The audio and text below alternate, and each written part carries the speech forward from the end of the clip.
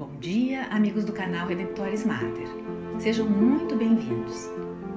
O nosso assunto nesta postagem será um enfoque das origens remotas do sacramento da confissão, instituído por Jesus Cristo e vivido na Igreja Católica. Às vezes, as pessoas são levadas a crer que a confissão é uma inovação da Igreja Católica. Como sacramento, sim, ela pertence à Nova Aliança e só surgiu com Jesus Cristo. No entanto, desde as primeiras páginas da Sagrada Escritura, ela está sugerida como um instrumento de perdão e reconciliação com Deus.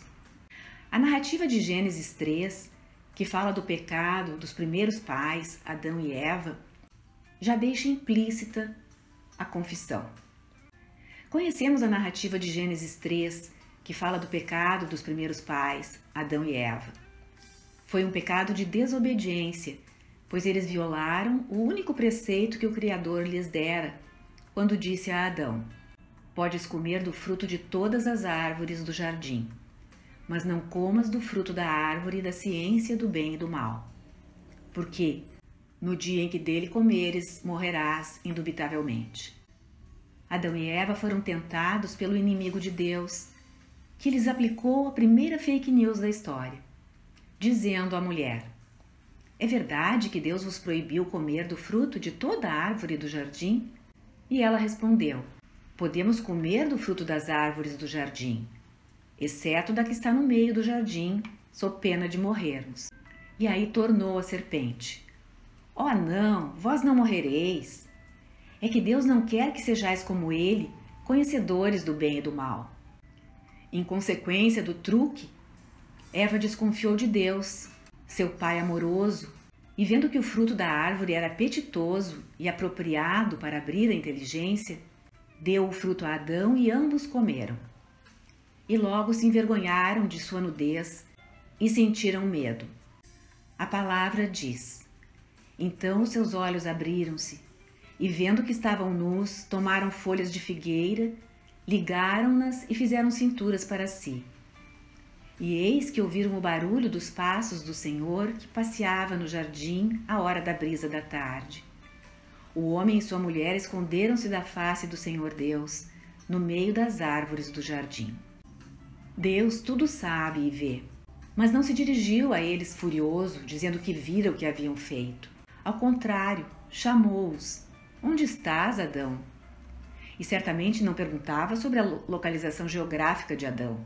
A este chamado, o homem se esconde e entra na defensiva, quem sabe até na autocompaixão. Deus replica: "Quem te revelou que estavas nu? Terias comido do fruto da árvore do meio do jardim?" Deus está dando a Adão a oportunidade de sentir a contrição no coração, por ter desobedecido aquele que tudo lhe tinha dado de bom, a começar da vida e da participação na vida sobrenatural. E isso Deus já fizera com a primeira pergunta: "Onde estás, Adão? Onde estás na graça? Onde estás naquela forma pela qual eu tinha te constituído?"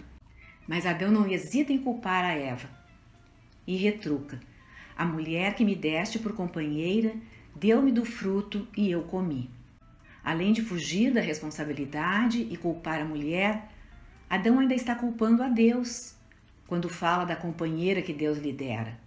Aliás, nós, pais, conhecemos isso. Quando nosso filho faz algo bom, é meu filho. Quando faz algo ruim, a esposa se volta para o marido e diz: "O teu filho fez isso e aquilo." E a mesma coisa acontece do marido para com a mulher.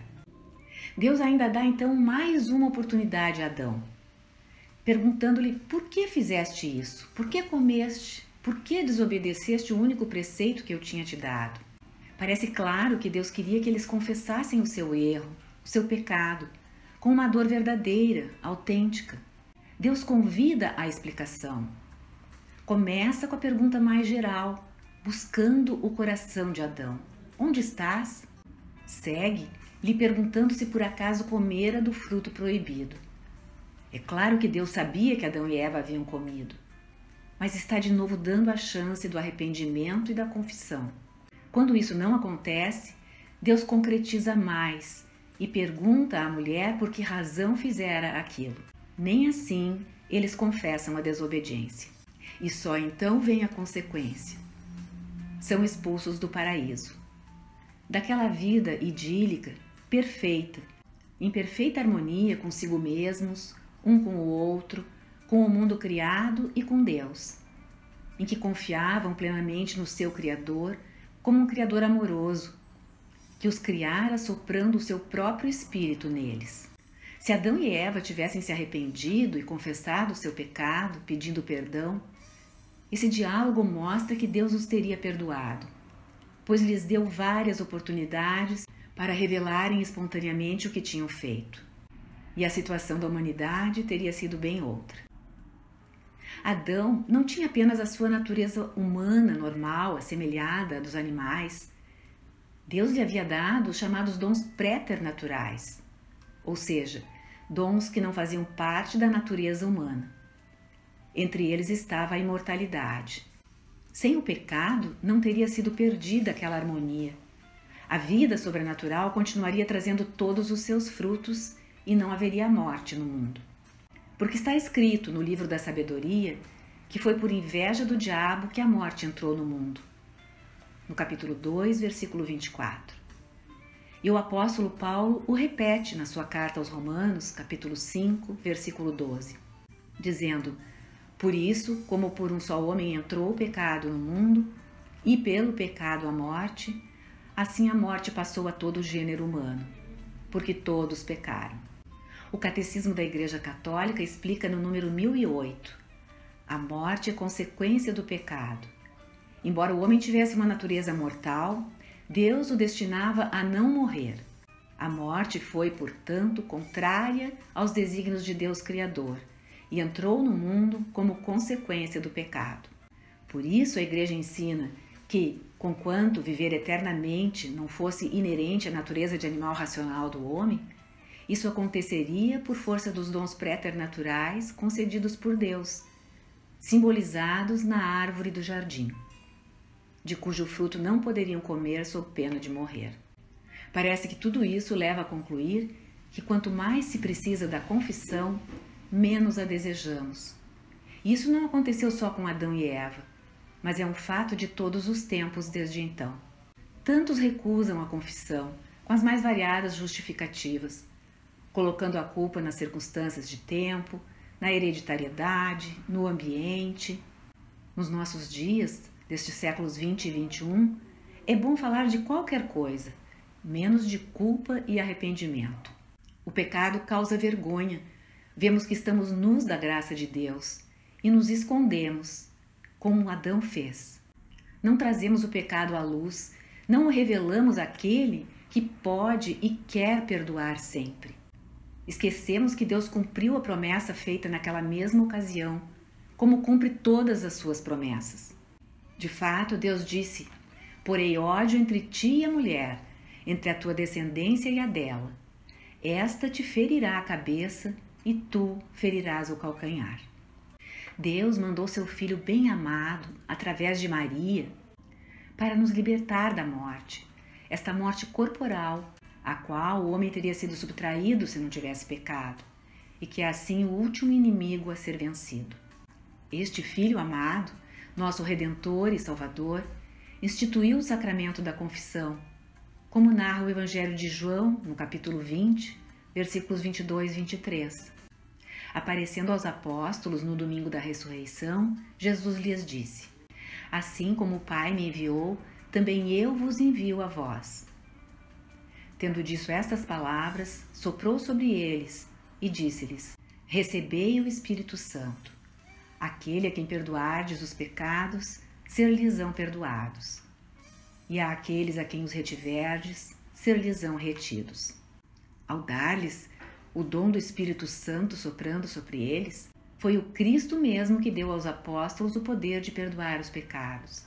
Não porque fossem santos e não precisassem eles também de perdão, porém como um dom especial, merecido por Cristo por sua paixão e morte, e a eles conferido em favor das almas, que foram remidas pelo sangue derramado na cruz.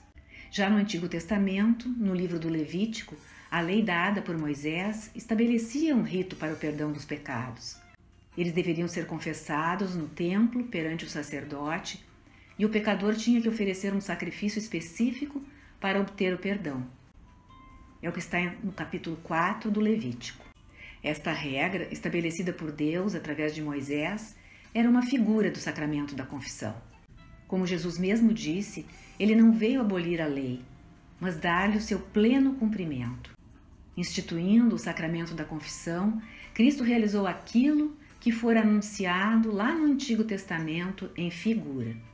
Portanto, busquemos a confissão, porque é o desejo de Deus desde o primeiro momento em que o pecado entrou no mundo. Quando nós estamos doentes, procuramos o médico. E o médico também adoece como nós, porque ele é pessoa humana. Contudo, ele conhece a natureza humana e tem meios e medicamentos que podem nos curar. Por isso o procuramos. Quando a alma é que está doente, precisa procurar o sacerdote, querido por Jesus como médico que realiza em nome dele as curas nas almas dos seus filhos queridos. Obrigada por terem nos acompanhado nesta postagem.